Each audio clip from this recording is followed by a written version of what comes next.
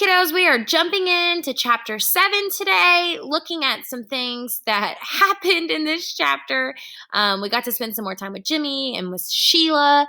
And so we're going to continue doing what we've been working on all week, which is thinking about what characters are saying, what they're thinking, what they're doing, and making inferences about them. Okay? All right, our question today, the first one says, how is Sheila acting? Now, we can see how she's acting, but we're going to make an inference and describe her action, okay? Why is she acting that way? How is she acting, okay? So as we read, we're looking for clues. What does she think?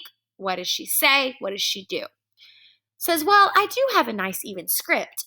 This means like handwriting, okay? She has nice, pretty handwriting, Sheila said. But if I'm going to copy over your written work, you better give it to me by next Tuesday. Otherwise, I won't have enough time to do the job, and you two better get going on your poster. Woo, girl, she says a lot, okay? She's got a lot of words here. Remember, this is her talking to Peter and Jimmy when they're working on their transportation poster, okay? And then it says Sheila talked like she was the teacher and we were the kids, okay? So here, I don't see any thoughts. I don't see any really actions other than her kind of talking to them, right? She's talking, like she's straight up giving them instructions. She's giving them orders. And so when we have to ask ourselves, how is she acting? Okay, well, we can make an inference here. She being bossy, girl being bossy. Okay, you can say mean, hateful, anything like that. But overall, Sheila is being bossy. And then I took what I highlighted and I pulled it straight down into my passage and said in the text it said. Now, I will say one thing about Sheila.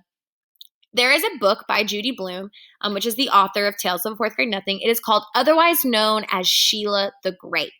And it takes place the summer after this book. And it's all about Sheila. You get in her head. I love that book. I giggle every time I read it. So if you're reading this book and you're enjoying it and you want to get your hands on some more Judy Blume, that would be a great one for you, otherwise known as Sheila the Great. Okay? All right, let's look at our last one for today. Only 2 today. All right. Here we go. How is Peter feeling? Remember, I'm looking for what's he say? What's he think? What's he do? Automatically, first up, he's yelling. He's saying something. What did you do? I yelled. What did you do to our poster? It was covered all over with scribbles and every color magic marker. It was ruined. It was a mess, and it was ruined. Okay? I was ready to kill Fudge. I grabbed my poster and ran into the kitchen. That's pretty strong. We'll highlight that. I grabbed my poster and ran into the kitchen to show it to my mother. I could hardly speak. Look, I said, feeling a lump in my throat. Just look at what he did to my poster. I felt tears come to my eyes. How could you let him? I asked my mother. How? Don't you care about me? Okay. Woo, this is a heavy section. Okay. Heavy section. Peter is, I don't want to give it away, but Peter is having some serious emotions, okay?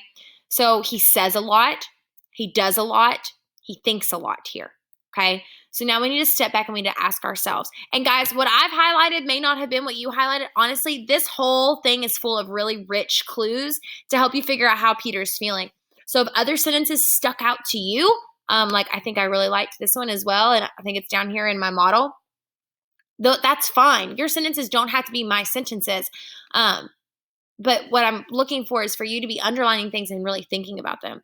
So I have to ask myself, if I were Peter and I was in his shoes, how would I feel?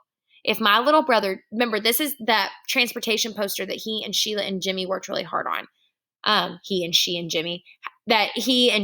and Jimmy worked really hard on.